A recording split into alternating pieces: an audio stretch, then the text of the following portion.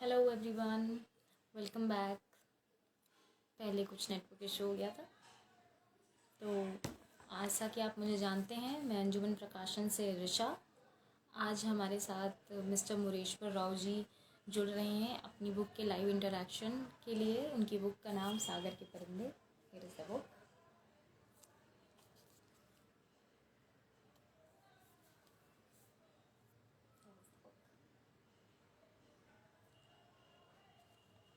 तो चलिए उन्हें ज्वाइन करते हैं लाइव पर। Let's invite.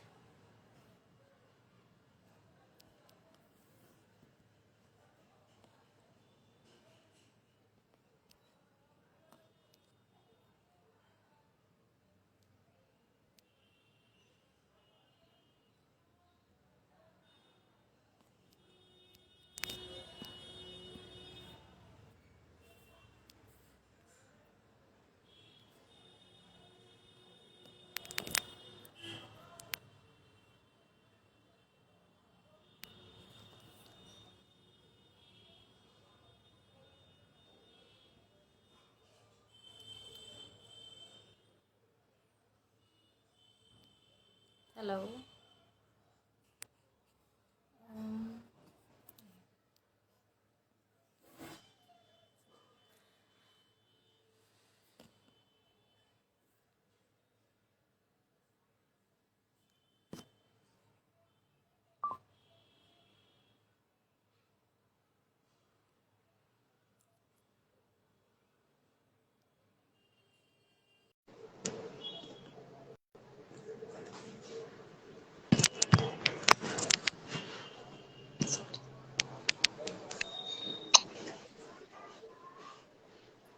नमस्कार मुरेश्वर जी। नमस्ते मैडम। कैसे हैं आप?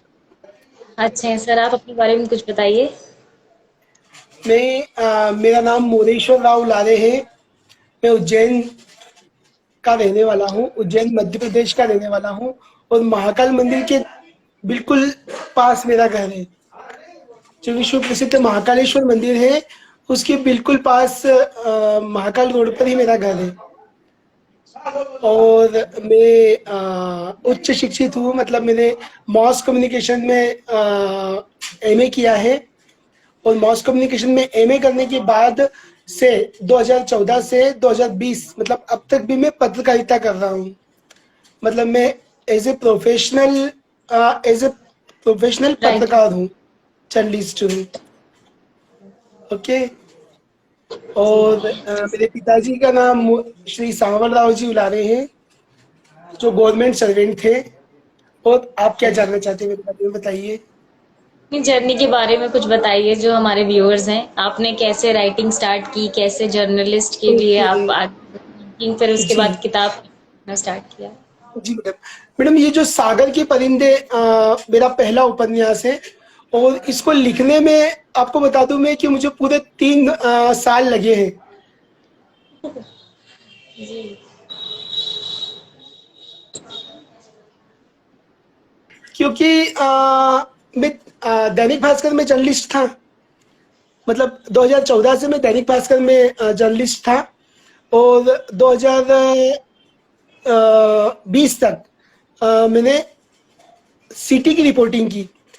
और 2018 से मेरे पास स्पोर्ट्स की बीट आई थी। मतलब आपको पता होगा, पत्रकारिता में जैसे पुलिस में बीट होती है ना, वैसे ही पत्रकारिता के क्षेत्र में भी बीट होती है। हम रिपोर्टर्स को एक बीट दे दी जाती है, जैसे स्पोर्ट्स है या क्राइम है। ऐसे मेरे पास स्पोर्ट्स की बीट थी। तो जब मेरे पास 2018 में स्पोर्ट्स की बीट आई, तो इसी दौरान मेरे बहुत सारे खिलाड़ियों से संपर्क हुए। और बहुत सारी इंस्पिरेशन स्टोरीज भी मिली मुझे। इसी दौरान मेरी कुछ दिव्यांग खिलाड़ियों से चर्चा हुई। और मैंने देखा कि जब, मतलब जो नॉर्मल खिलाड़ी है, वो तो अपनी जगह पे है ही सही, वो तो बहुत मेहनत करते हैं, उनमें बहुत जोश होता है, उनमें बहुत लगन होती है, बहुत सामर्थ्य के साथ खेलते हैं। लेकिन दिव्यांग खिलाड़ी जो संघर्ष करते हैं, उनके उनसे जुड़े लोग जो संघर्ष करते हैं, वो बहुत बहुत ही संघर्ष, मतलब उसको एक अगर उनके संघर्ष को अपन देखें ना, तो वो अपने को झंझोर दे, मतलब। तो मैंने जब स्पोर्ट्स की बीट देखी, और जब मेरे सामने दिव्यांग खिलाड़ी आए, और दिव्यांग खिलाड़ियों में भी मेरे सामने एक ऐसी खिलाड़ी से मुलाकात हुई मेरी, जिसने मुझे इंस्पायर किया अंदर से कि इसके लिए मुझे कुछ करना चाहिए, जी। है ना।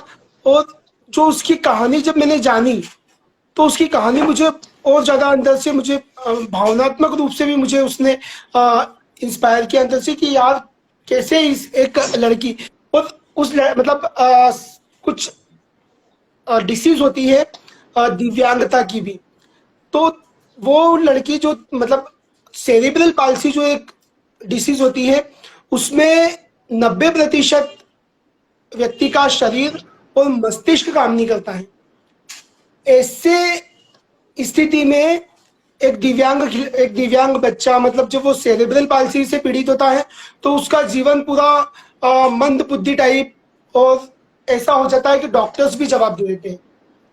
मतलब डॉक्टर्स बोल देते हैं कि आपको इसको जीवन, मतलब उसके माता पिता को बोल देते हैं कि आपको इसको जीवन भर संभालना है। ऐसी स्थिति जी। होती है उस बच्चे की। जी। जी। ऐसी ही एक बच्ची मेरे सामने आई, और जब मैंने उसके बारे में सुना, तो मैंने उसका इंटरव्यू करना चाहा, उसको देखा मैंने। ऐसे सेरेब्रल पाल्सी से पीड़ित और बच्चे, सेरेब्रल पाल्सी के बारे में मैंने बहुत पढ़ा फिर, और उस बच्चे से जब मैं मिला, तो मुझे लग नहीं रहा था कि वो मतलब तैर पाएगी। एक्चुअल में वो जी। तैराकी की खिलाड़ी है। तैराकी की खिलाड़ी है और सेरेब्रल पाल्सी ऐसी बीमारी होती है कि जिसमें बच्चा चल भी नहीं सकता ठीक ढंग से, है ना। और ऐसी स्थिति में उस बच्चे ने तैराकी की, तैराकी सीखी, और तैराकी सीखते सीखते वो नेशनल तक गई।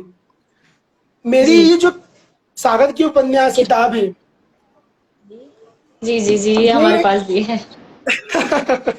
ओके, तो ये इस उपन्यास में इन्हीं दिव्यांग खिलाड़ियों को लेकर मैंने बहुत सारी चीजें लिखी, और उसके जीवन का एक सार लिखा है।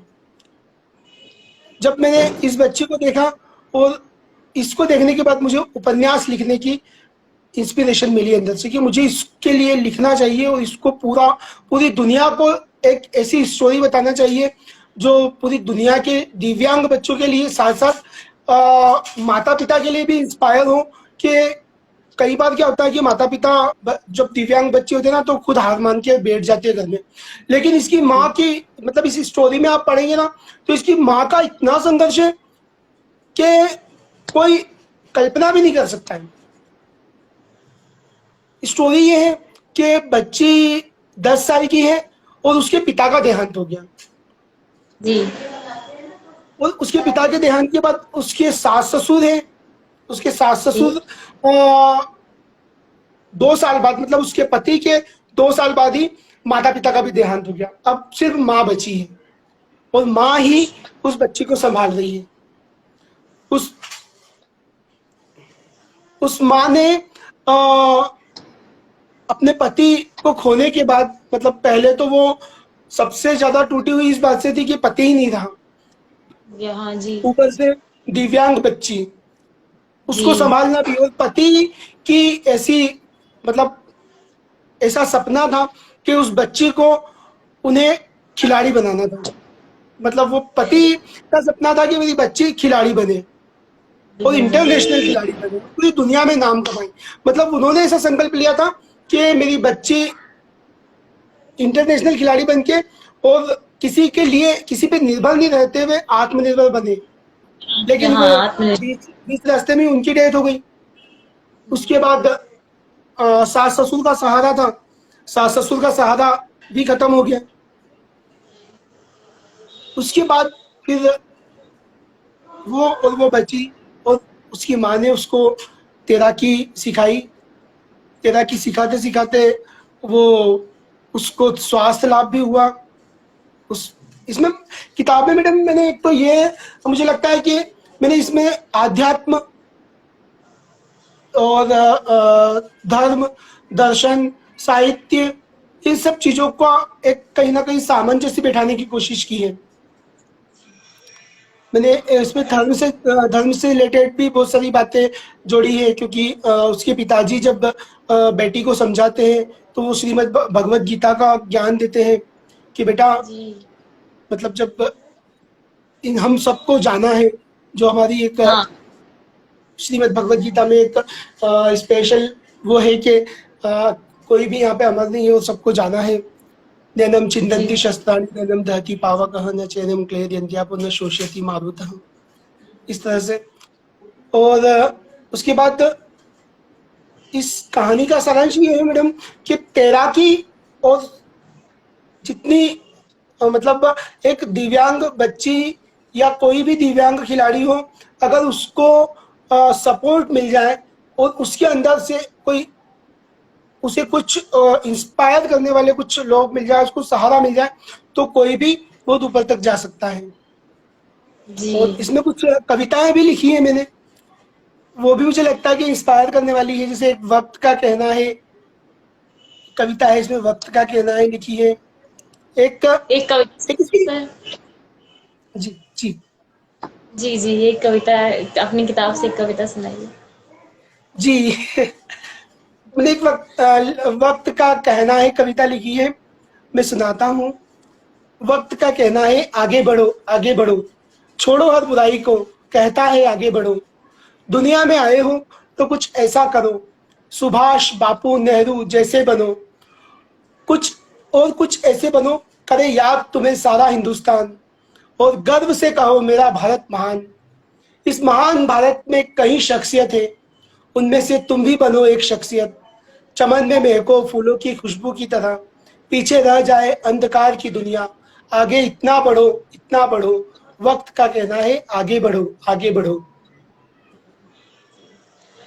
तो सर आप अभी प्रोफेशनली जर्नलिस्ट भी हैं और राइटर भी हैं, तो सर कैसे जी मैनेज करते हैं प्रोफेशन? आप अब मैं अपनी मतलब अपने मैनेजमेंट के बारे में बताइए। मैडम, एक्चुअल में मैनेज नहीं हो पाता है। मतलब एक उपन्यास लिखने का, मतलब एक उपन्यास लिखना और पत्रकारिता करना दोनों बहुत मुश्किल है, दोनों एक साथ करना बहुत मुश्किल है। मैंने जब जी जी। 2019 में इसको लिखना शुरू किया था, तो मैं मतलब दैनिक भास्कर में सुबह 10 बजे से जो लगता था तो रात को 2-2:30 बज जाती थी। दिन में एक 1.5 घंटे का समय मिलता था, तो उसमें भोजन वगैरह हो जाता था। कई बार तो हम लोग मतलब फील्ड में ही भोजन हो जाता था और घर पे जी आ ही नहीं पाते थे। तो जी। जब वीकली ऑफ होता था तो उसमें 1-2 पेज लिख पाता था मैं, और फिर वो छूट जाता था। ऐसे करते करते मुझे 2019 में 19 से 2000 मतलब 2018 से लिख रहा था मैं, 2018 पूरा निकल गया। मैं इसके की सिर्फ मुश्किल से 10 या 15 पेज लिख पा रहा हूँ। और उसके बाद 2019 में भी मैं 15-10 मतलब 8-10 पेज कुछ लिख पाया था। लेकिन मुझे इसको पूरा करना था, मेरे को जी मतलब अंदर से ये था कि इसको पूरा करना है मुझे, एक अपना उपन्यास तो लिखना ही है मुझे। तो मैंने 2020 में मैडम, जब 2020 में मैंने दैनिक भास्कर से रिजाइन किया था। एक्चुअल में रिजाइन करने के 2 कारण थे कि एक तो मुझे उपन्यास लिखना था, उपन्यास को पूरा करना था। दूसरा, मैं ये भी चाहता था कि मतलब जो कोरोना काल में एक्चुअल में शॉर्टेज चल रही थी, तो जी। दैनिक भास्कर के प्रबंधन और मेरे संपादक के ऊपर भी प्रेशर था कि कुछ पद यहाँ से खाली करना है उज्जैन से। तो संपादक ने हम 3-4 मतलब जो 5 रिपोर्टर्स थे, उन 5 रिपोर्टर्स को बुला के, 2 तो सीनियर्स थे तो उनको तो हटाना था नहीं, तो 5 जी रिपोर्टर्स से पूछा कि भैया ऐसी परिस्थिति है अपने सामने कि 1-2 लोगों को जॉब छोड़नी पड़ेगी, तो आप लोगों में से कौन छोड़ सकेगा या कौन रिजाइन कर सकता है। मिति। तो मैंने उसको एक्सेप्ट कर लिया था, बस मैंने वो एक्सेप्ट किया। उसके बाद में फिर मैंने वापस लिखना शुरू किया, इसको मैंने पूरा किया उपन्यास को। और 1 साल बाद मैंने दैनिक भास्कर वापस ज्वाइन कर लिया था। जी, मतलब इसको मैंने पूरा किया और फिर मैंने इसको अंजुमन पब्लिकेशन हाउस को, विनस केसरी सर को पहुंचाया। उनको पसंद आया, उन्होंने फिर इसको प्रकाशित किया। उसके बाद जून में मैंने वापस से दैनिक भास्कर ज्वाइन कर लिया था, और जो ये अक्टूबर नवंबर में प्रकाशित हो गया था। हाँ मैंने इसको जनवरी फरवरी में सर के पास भेजा था। जी जी जी। तो सर अभी आप किसी बुक पे लिख रहे हैं, मतलब अभी किसी किताब या किसी ऐसे पे काम अभी आप कर रहे हो तो बताइए। हाँ मैडम, मेरे पास में दो विषय हैं जिस पे लिखने का मेरा चल रहा है। एक तो मेरे पास में एक लव स्टोरी है जो हिंदू मुस्लिम लड़के से रिलेटेड है, जिसमें मैंने मतलब एक अलग विचार है वो, जिसमें हिंदू लड़का है, मुस्लिम लड़की है, और मतलब उनके बीच में एक संवाद है धर्म को लेकर के। जी और फिर वो संवाद दोनों अपने अपने विचार रख रहे हैं। इस टाइप से एक नॉवेल और लिखने का मेरा विचार, मतलब अभी तैयारी चल रही है उसकी, उस पर लिख रहा हूँ मैं। तो सर इस हमारे फ्यूचर ऑथर्स के लिए कुछ टिप्स, जो सजेशन, जो फेलियर्स आप फेस करते आए हैं, या आगे आपको क्या सजेशंस देने हैं हमारे फ्यूचर ऑथर्स को जो हमें देख रहे हैं, जो हमारे व्यूअर्स हैं, उनके लिए जी, कुछ टिप्स फिर एंड। मैं अपने व्यूवर्स को भी सादर प्रणाम करता हूँ, अपने सभी व्यूवर्स को मैं नमन करता हूँ। और मैं यही कहना चाहूँगा कि लिखने से पहले बहुत पढ़ना चाहिए, बहुत जी पढ़ना चाहिए। और पढ़ने के साथ साथ में पढ़ने से दो दो चीजें होती है। पढ़ने से एक तो आप वाकई में अंदर से अच्छे होते हैं, मतलब एक अच्छे लेखक के लिए अपने आप में अच्छा महसूस करना बहुत जरूरी है। जी जी जब जी हम अच्छा महसूस करेंगे तभी हम अच्छा लिख सकते हैं। जब हम समाज के लिए सकारात्मक महसूस करेंगे, जब हम समाज को आगे बढ़ाने के लिए या समाज में कुछ अच्छा देने के लिए देना चाहेंगे, तो हमको अंदर से ये महसूस होना चाहिए। और वो सब अंदर से महसूस करने के लिए पढ़ना बहुत जरूरी है। जी तो पढ़ो और उसको लिखो। जब अपने अंदर कोई विचार आए तो उसको लिखो जी। और उसको दुनिया को बताना चाहिए। तो सर आप अपनी बुक के बारे में कुछ और कहना चाहेंगे? मैं अपनी बुक के बारे में और ये कहना चाहूँगा कि ये ये बुक आपको निश्चित रूप से भावनात्मक रूप से मतलब आपको भावुक कर देगी। जब आप इसको पढ़ेंगे तो आपको कई जगह पे ये हंसा देगी, कई जगह पे आपके आंसू आ जाएंगे, कई जगह पे आपको मतलब ऐसा लगेगा कि जैसे अपनी स्टोरी है। क्योंकि हर व्यक्ति इसमें जो स्टोरी जहाँ से शुरू हुई है ना, जैसे स्टोरी मैडम शुरू हुई है एक पति पत्नी के रिश्ते से और एक घर परिवार के माहौल से। जब एक पत्नी गर्भवती है और उसको अच्छा मतलब हर जब प्रेगनेंसी होती है तो हर महीने और हर दिन एक महिला मतलब दर्द से गुजरती है, और उस दर्द को वो महिला ही महसूस कर सकती है, या तो फिर उसका जी पति महसूस कर सकता है, क्योंकि वो पति भी उसके साथ में रहता है और उसके दर्द को वो हर दिन देखता है, उसको महसूस करता है वो भी। और उन दोनों का संवाद, मतलब जहां से वो किताब शुरू हुई है ना, तो पत्नी अपने पति को उठा रही है कि उठो ना, मुझे दर्द हो रहा है। तो वो नींद में हड़बड़ा के उठते हैं और घबरा जाते हैं कि मैं तो सीधे डॉक्टर को फोन लगाता हूँ। तो पत्नी बोले नहीं नहीं, अभी ठहरिए, आप डॉक्टर को फोन मत लगाइए, आप पहले माँ जी को फुल बुलाइए। जी बोले ठीक है, मैं माँ को बुलाता हूँ। तो फिर माँ आती है, माँ मतलब उस महिला की सास आती है, और फिर वो उसको समझाती है कि बेटा ऐसा दर्द होता रहता है, इस दौरान इतना दर्द होता है, अब तुम ऐसा करो। मतलब उनको जो घरेलू नुस्खे होते हैं, घरेलू जो होते हैं, जैसे गर्म पानी उसको पिलाती है, और फिर उसको बोलती है कि गर्म पानी की थैली लाकर मैं सिकाई करती हूँ। तो वो बहू बोलती है कि नहीं माँ जी, आप रहने दीजिए, मैं खुद कर लूंगी। तो वो सासू माँ उसको बोलती है कि बेटा मैं क्यों नहीं कर सकती हूँ, तू भी तो मेरी बेटी जैसी ही है, अगर मेरी बेटी होती तो भी मैं करती ना। तो बोले नहीं माँ, माता जी आप, मैं वो बहू बोलती है बड़े भावुक तरीके से कि नहीं माँ, आप मेरी माँ से भी बढ़ के मेरे लिए, लेकिन आप रहने दीजिए, आप आराम कीजिए। रात के 3 बज रहे, मैंने आपको परेशान किया उठा के, आप अब आराम कीजिए, मुझे अच्छा लग रहा है। उसके बाद सासू माँ चले जाती है, और फिर जो पति है, पति के हाथ में वो गर्म पानी की थैली देती है पत्नी कि ये लीजिए और अब आप मेरी सिकाई कीजिए। तो जी। पति इस टाइप से मतलब पूरा सीन क्रिएट किया है, और यहीं से शुरुआत है। उसके बाद में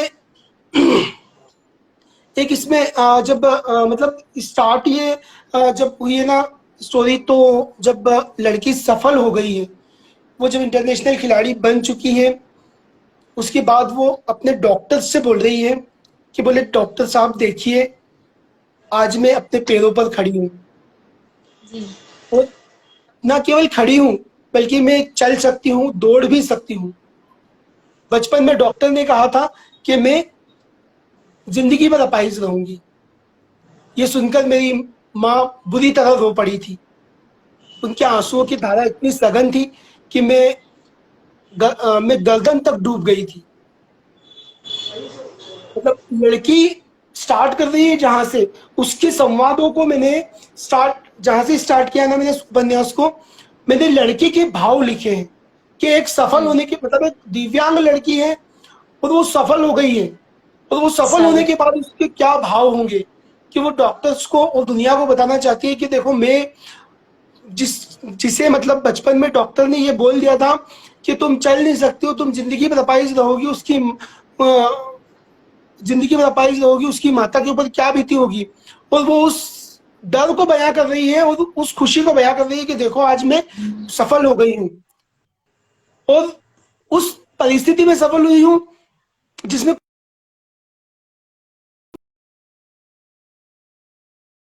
बोले आज मेरी माँ मतलब मुझे संभालने की कोशिश कर रही है, लेकिन बोले इनके मेरे मेरे कारण इनकी हालत खुद ऐसी है कि इनको भी संभालने की जरूरत, कि इनको खुद संभालने की जरूरत है। बोले आज पापा होते, मतलब उसी समय पे वो गर्दन आसमान की तरफ देख के और अपने पिता को याद करती है कि पापा होते तो आज ये दिन नहीं देखना पड़ते, मम्मी को संभालने वाला कोई तो होता। फिर उसको फिर अंदर से उसके ही अंदर से ऐसी उसके अंदर से आवाज आती है कि बेटा मैं हूं। एक यहाँ जी। पे एक कविता और उसके जो पिताजी के लिए लिखी है मैंने, वो सुनाना चाहूंगा मैं। जी। अ, जी, सुनाइए।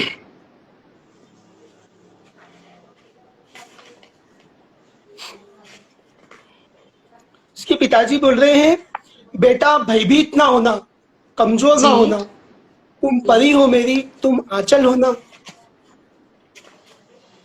तुम वाकिफ हो, तुम काबिल हो, तुम हर फनकार में माहिर हो, अग्नि में तुम ज्वाला हो, हिम्मत में तुम मलाला हो, तुम ऊर्जा की शक्ति पुंज हो, तुम परी हो मेरी, तुम आंचल हो ना, तूफान में भी जलता रहे वो दिया बनना, अपनी लौ से हर अंधेरे कोने को रोशन करना, जीवन एक सवाल है तुम उत्तर बनना, तुम परी हो मेरी, तुम आंचल हो ना, असहाय नहीं निराधार नहीं, तुम प्रेरणा बनना, लक्ष्य बनाना खुद से जिद करना, संकल्प एक जिम्मेदारी है उसे तुम पूरा करना, तुम परी हो मेरी, तुम आंचल हो ना, ये जो माँ है तुम्हारी, इसमें जिंदा हूं मैं, ये मेरी प्रेरणा है, मैं जानता हूं हार नहीं मानेगी ये, रार नहीं ठानेगी ये, देखो समझो महसूस करो, जिसे तुम आंसू समझे वो पानी है ना, तुम परी हो मेरी, तुम आंचल हो ना। जी। तात्पर्य है कि लड़की जब ये सोच रही है कि मैं, मम्मी रो रही है और इतना रो रही है कि यहाँ पे बाढ़ सी आ गई है, लेकिन जब वो आंखें खोल के अपनी माँ को देखती है, तो वो देखती है कि उसकी माँ रो नहीं रही थी उस समय, उसकी माँ ने अपने आप को संभाल लिया था।